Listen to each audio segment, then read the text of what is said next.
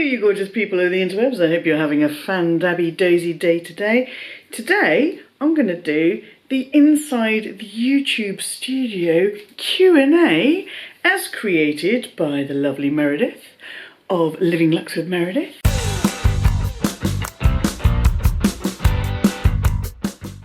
I was tagged by Meredith. I was also tagged by Nick J. Snell and So Much Design with Hannah. So this is a Q&A. It is kind of loosely based off the Inside the Actors Studio, which I don't recall ever watching, but the line tells me I have actually watched an episode with him. We watched one together, and so it's just a Q&A. So Meredith has come up with this list of questions, and I want to try and keep it fresh, off the cuff. And I've also decided to be a bit of a rebel and not actually do it in my YouTube studio. Because frankly, I've been in there working all day. As we know, that's how I work. And so I have decamped to the floor of our living room with a cup of tea. And here we go. I've got the questions on my laptop here. So, first question. Which designers or design houses have made the greatest impact on my fashion choices and purchases? Now, I don't think that any of them have.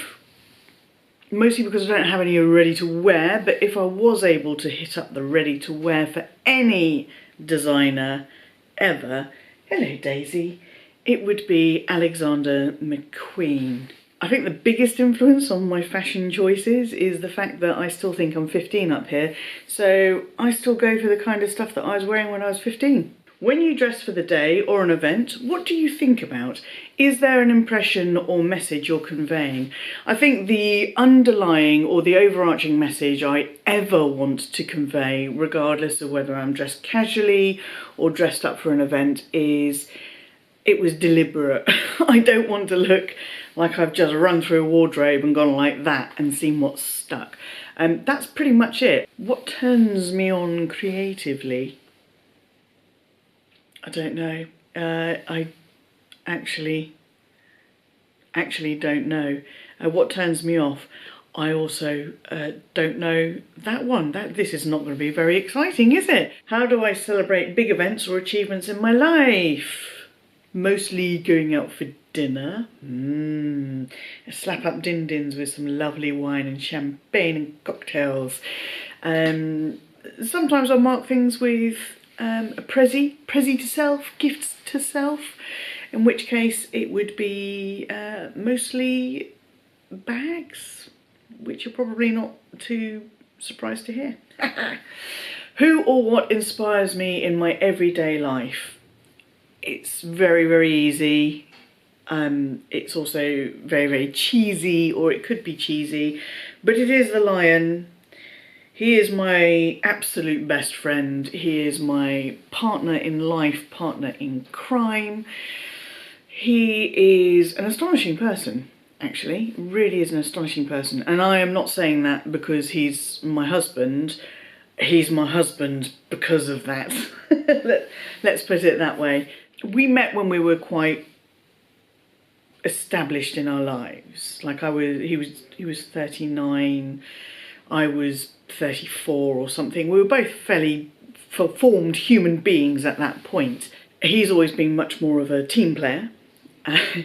And it took a while for me to let him in and to become a team player. All my life I have put a huge amount of pressure on myself to be very independent, very self-reliant, not relying on other people, and I'm afraid I kind of put that out there into the world as well, and I expected that of other people.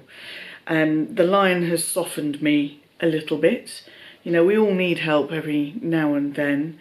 Yeah, he's an incredibly compassionate, empathetic person, and I mean, he's a complete idiot as well, don't get me wrong. I mean, he's a complete idiot, and we are absolute idiots together, but he inspires me to be a better person every day, and to, oh god, this does sound so cheesy, but to check in on myself and catch myself if I start going into kind of judgy territory or anything like that. What traits or attributes attract you to other people? Really easy. Humour, kindness, Empathy, the lion's got it in spades. That's why he's so damn sexy. uh, yeah, just, you can boil it down to two: kindness and humour. You can make me laugh and not be a dick, then you can be my friend. What traits or attributes turn me off in other people? Really self-absorption. Self-absorption is a real turn off. It's all about me. Victimhood, it's never my fault, and willful ignorance. Those are my three main things. And you know, I mean, obviously cruelty, being cruel and being a dick and everything like that. So just don't be a dick. I think that's probably my motto for life: don't be a dick. Now got to come up with 5 adjectives that describe me. I think I am kind. I think I'm funny. I'm definitely considerate and thoughtful. I'm so aware that actions have consequences, and that's from whether I overload the dishwasher to, you know, something really big and affecting someone's life. So there's those.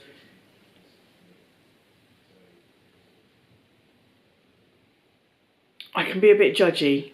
It's not a good one, but not all adjectives are good adjectives. I can be a bit judgmental, and this is one of the things that the lion challenges me on, and why he's my daily inspiration, is I can be a bit judgy.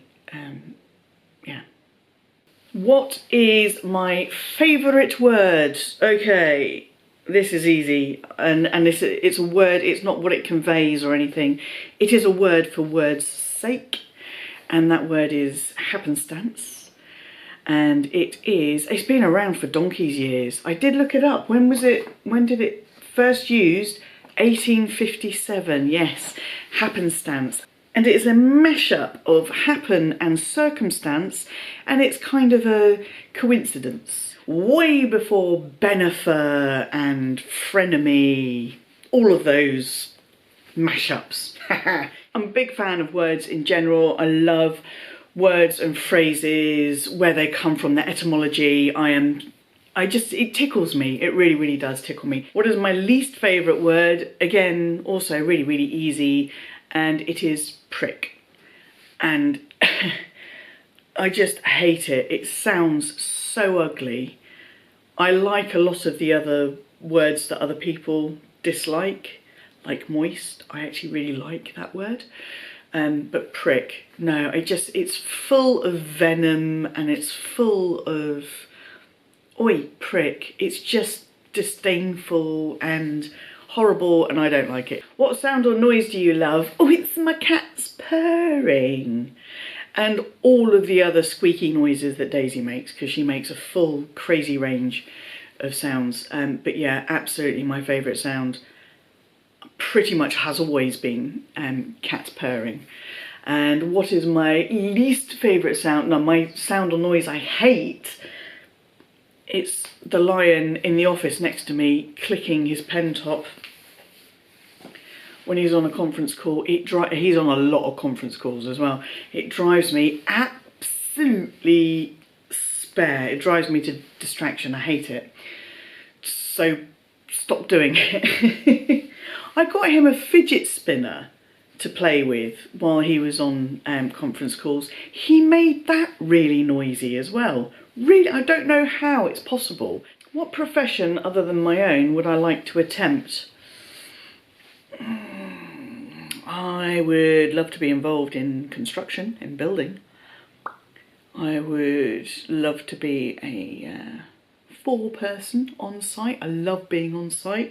Give me a hard hat and a pair of steel toe cap boots and I'm happy. Failing that, an international YouTube sensation. What profession would I not like to attempt? Anything caring. Caring for sick people, sick animals, anything like that. It would absolutely break me. I have such a respect for anyone that goes into that. I haven't got the emotional capacity to be able to deal with it. It would utterly break me.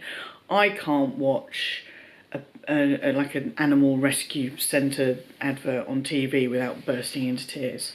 What has been one of the formative challenges you've overcome? I think I've done all right. I don't feel like I've particularly had formative challenges that I've needed to overcome. I've had a little bit of racism, a little bit of sexism in the workplace. You know, 20 odd years ago, being a girl working in logistics in the transport department, dealing with lorry drivers, being turned down for promotion when I was the best person for the job, challenging the business to acknowledge that someone less capable got the role ahead of me because I'm a girl, and taking the tests and, you know, being the perfect candidate. So that's probably it. And the racism was in the same place. I am mixed race. I'm British Arab. A lot of people think I've got Mediterranean roots, dark eyebrows, olive skin, but I'm British Arab, and it doesn't happen often because people don't look at me and go, oh, Arab, but it certainly has happened when people have realised I'm not entirely English or British. 5 people, dead or alive, you would love to have dinner with. I keep shifting because I'm cross-legged on the floor. Oh, and my left leg has gone dead, so I'm going to get some pins and needles very shortly. Oh, I don't need that. So 5 people, dead or alive, I'd love to have dinner with. These ones I really struggle with these. So I did do a little bit of thinking, a little bit of prep. I'm going to start off by saying I'd like to have 2 dinners. I'd like to have a massive blowout with all my mates on the YouTubes who I can't get to see in real life and in real person. I'd love for us all to get together and just have an absolute blowout, have a cracking time. But for the purposes of this, celebrities and whatnot, the 5 people I would like to have for dinner, the first one is going to be Her Late Majesty Queen Elizabeth II, and I know my lovely friend Maria also chose her. And basically this is the first break she's had, and I think she would like to let her hair down a little bit, and I think she'd be absolutely captivating to talk to over dinner. I would also love to have the mighty David Bowie. I just want to gaze upon him and absorb everything that he is and was and ever thought and was inspired by. Tamara de Lempicka, she's my favourite artist from the sort of Art Deco period. She was not an appropriate person for the time. I think she was a bit of a groundbreaker, shall we say, and I love her artwork. And in our bedroom, you've probably seen, I've got a reproduction of Tamara de Lempicka's Andromeda, Slave in Chains, which I've had for about 20 odd years. So we've got Bowie the Queen, Tamara de Lempicka, Kevin MacLeod off of Grand Designs. He is so enthusiastic about architecture and building and all of that stuff, and as I mentioned earlier, I quite like being on building sites, so I think he would be absolutely fascinating to have around a dinner table and to just feed off that enthusiasm for his subject. And I think the last one I've gone with Stephen Fry, because he is the brain. Actually, no, I'm saving him. I've decided I'm taking him to the pub instead. The other person I would like to have dinner with would be Alexander McQueen, because again, I'm fascinated with him and I just want to be around him and experience him. I think he's astonishing. What drove him to create the way he created? Just, oh yeah, get inside their minds. Get inside their minds. And I think it's because I wish I had a passion that deep that was all encompassing and gave me the impetus and the urge to do. Yeah, I think that's what it is. Okay, so 2 celebrity hall passes. Easy peasy. Tom Hardy and what's his name? Aquaman. Wow, I forget his name. He's just too beautiful to gaze upon. Jason Momoa. The Lion already knows about it. He told me who my 2 celebrity hall passes were, or my 2 crushes were, a while ago. And the 3 celebrities I'd love to drink at the pub with. Right, okay, so this is where I'm taking Stephen Fry to the pub, because I think he would be an absolute hoot and just hit the brain on the man. Absolutely the brain on the man. So him, Sandy Toksvig.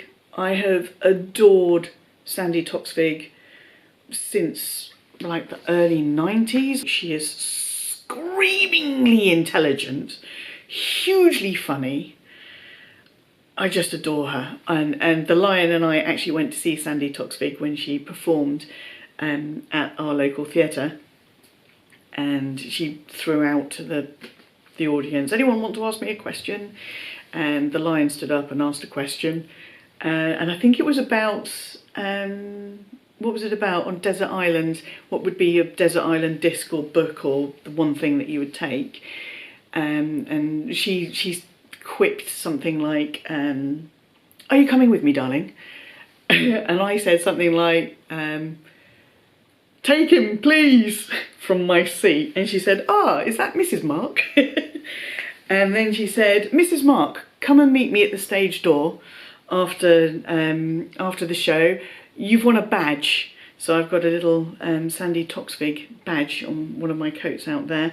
The Lion, not so happy with that whole thing. Kind of feels like I might have stolen his thunder a little bit. I got the badge, he asked the question. So Sandy Toksvig, absolutely. I don't think I would stop laughing with the pair of them. And just to increase the mirth levels to an outrageous amount, the next one is Richard E. Grant. So he's famously teetotal, so I don't know how that would go down, but just I could listen to his voice and the stories he has. That man has led such an interesting life, and I want to hear all about it.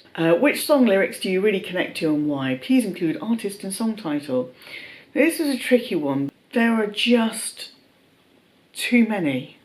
I've thought about including Queen and David Bowie, Under Pressure. Love's such an old-fashioned word, and love dares you to care for the people on the edge of the light. Feels kind of obvious. So another one that I've held with me for donkey's years, as well as that, is by a band called Ride. I can't remember the name of the song. Polar Bear, there we go. And originally I would have said it was a whole verse for my teenaged angst and unrequited love and all of that kind of stuff. But the final line of the verse really, really stays with me, and it resonates with me even now, and that is, you should make your own time, you're welcome in mine. Make of that what you will. You're spending the next 12 months on a desert island and can only take 1 book, 1 movie, 1 TV series and 1 album. The book is probably going to be Good Omens by Terry Pratchett and Neil Gaiman, because I enjoy rereading that over and over and over again. The observation, the humour is just, it's what made me a lifelong Terry Pratchett fan. I've read a lot of Neil Gaiman's other work as well. A movie, so tricky, what would I not get sick of? I would say Moana, but then I'm on a desert island for a year, so it might just give me ideas above my capabilities. So I might go with an old favourite, Withnail and I, mine and my late best friend's favourite film. 1 TV series, I think, I think this is going to be another one that the Lion and I have watched a couple of times, and I think it's going to be The American Office, but when I say 1 TV series, I mean the lot, from start to end. Now, controversial, because I'm a Brit, and I should say the British Office, the original, the Ricky Gervais Office, should be the one that I go for. The American Office is more playful, I think. The first few episodes, where they were effectively reading the British Office script, but in a different setting with different actors, didn't work for me at all. But once they found their own voice, it was just, loved it, absolutely loved it. And one album, I can't pick one. Best of. Now that's what I call music 12. I'm sorry, that's too hard. That's too hard. I bail from that question. Put together a playlist for us by choosing the song you play when you need to get out of your own head. I'm not sure I understand that one. The song you play when you need to gear up for the day or a workout. I don't work out. To gear up for the day. I don't really listen to music to pump myself up for the day. I just get up, get showered and crack on. The song that gets me on the dance floor, absolutely anything. I don't need any encouragement to get on the dance floor. I am a little dancing pixie. I dance when I brush my teeth. I dance to the sound of the kettle. I dance to everything. The song that you love to sing at the top of your lungs in the car. Ooh, pretty much anything by Linkin Park. Yeah, I definitely belted a few of those out. Or anything off the Muppets 2 album. Also, the song that invokes a strong memory when you hear it. Again, very, very difficult. Very difficult because it just, the whole range of life and experience and just quantity of everything. It's so hard to just boil it down to one. And the final question, if heaven exists, what would you like to hear God say when you arrive at the pearly gates?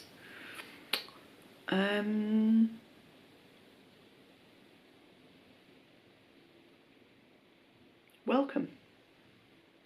Obviously I would like to leave this world better than I came into it. Yeah, I don't really want to be praised or complimented or anything like that for any achievements or anything like that. That would just make me feel incredibly awkward, and that's not how I would like to start my stay. So just welcome would be nice. So those are my answers to the in the YouTube studio outside of my actual YouTube studio. Thank you everybody, Meredith, for coming up with the idea, because it is really interesting and I have thoroughly enjoyed watching everyone else's, even if I found it very difficult myself to complete it myself. So thank you Meredith, thank you Nick, and thank you Hannah as well for tagging me to do this. Lots of other people have already done this, but if you haven't done it yet and you have your own YouTube channel and you're interested, I'll have all of the questions down below. I'll also link to Meredith's original email. You can tell I just finished work, can't you? I will link to Meredith's original video and also link to Hannah and Nick's videos. I hope you've enjoyed it and getting to know a little bit more, maybe a little bit more of an insight into how this tiny little brain works. And until I see you, yes you, boop, for the next video, please stay safe, be kind to yourselves, be kind to others, stay fan-dabby-dozy, and bye-bye!